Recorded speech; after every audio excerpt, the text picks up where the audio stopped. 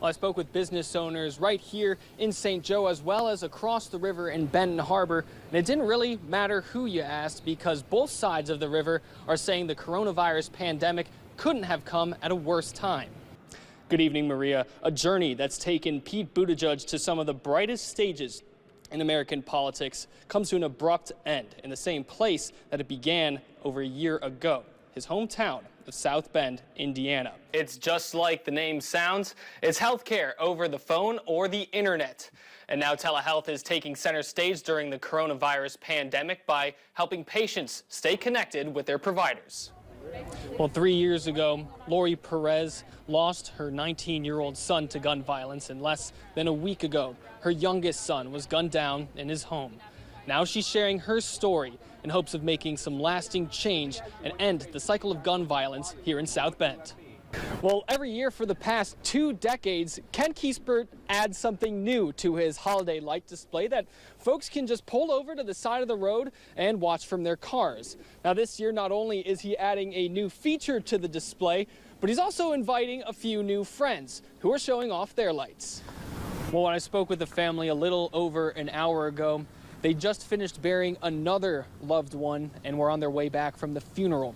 Now they're dealing with the emotions of losing another person that they love, who they say would give you the shirt off of his back. Well, those in the restaurant industry have been waiting for this day. They've gone through a lot of adjustments in the past 6 months, but the news of moving on to stage 5 is some welcome change. 2 opposing groups of protesters will be here tomorrow morning outside Embassy Coffee in Goshen, one of them to boycott the small business, while the other group came to the small business's defense. And knowing that your purchase is going towards people who really need the help makes this coffee taste that much sweeter. Well, Struble and many others with distinct memories of this place will tell you that Deer Forest didn't always look like this. Now he said he's making it his mission to bring back the former animal theme park so that families can make new memories of the place he says put Coloma, Michigan on the map. Like many in Michiana, Dale Hudak says that he could use a month off of paying rent after being laid off from his job and denied unemployment benefits since the start of the pandemic. Residents here in the Monroe Park neighborhood of South Bend, as well as those living in the tent city at Duelist Chapel, can agree on one thing: the situation is not ideal. But that sets up an opportunity to talk about a more permanent housing solution. With many trick-or-treaters already wearing masks as part of their costumes, the Halloween tradition has some built-in COVID precautions. Local health officials say there's still other factors you should consider before heading out to trick-or-treat. While the West End Bakery is under new ownership, many of the flavors, recipes, and employees that kept this place running for 90-plus years will remain the same. Well, that's right. Investigators learned one of the 2 suspects was the victim's girlfriend. It was actually the South Bend police that took her and the other suspect into custody this morning, 4 days after investigators say the victim died. The Dowagiac police say this all started with an argument between the victim and his 39-year-old girlfriend on Monday night.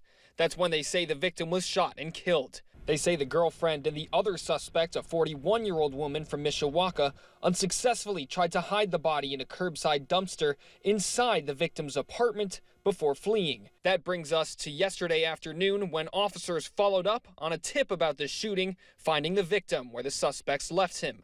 Less than 24 hours later, the suspects were taken into custody. It was probably sometime around 3 to 4 a.m. this morning. They were taken into custody, and they were actually lodged about 7 or 8 this morning.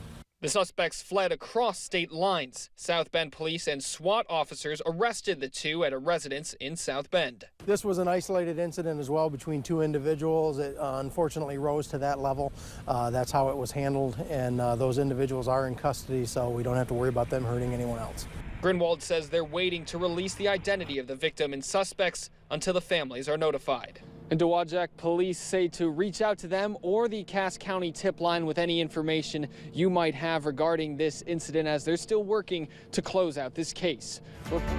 Today's What Good story is one we've followed since first hearing about Kane, the dog, a little more than a week ago. And today, Kane's new owner signed the papers officially adopting the 8-year-old Bulldog mix. 16 News Now reporter Jack Springate joins us live to give us an inside look at Kane's new home. Jack? Well, it certainly will be an upgrade from where he spent the better half of the last year here at the South Bend Animal Resource Center.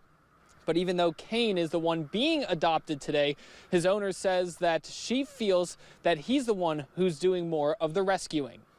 He just gets up, he looks at me, and he just has this smile. Stephanie Payne submitted one of the 10 adoption applications for Kane when the South Bend Animal Resource Center shared his story a couple weeks ago. When I read Kane's story, it was very, very sad and tugged at my heart. And so I thought I would at least go meet him. She says the opportunity to give Kane a loving home couldn't have come at a better time. I was feeling a little lonely myself, having my husband passed away a little over a year ago.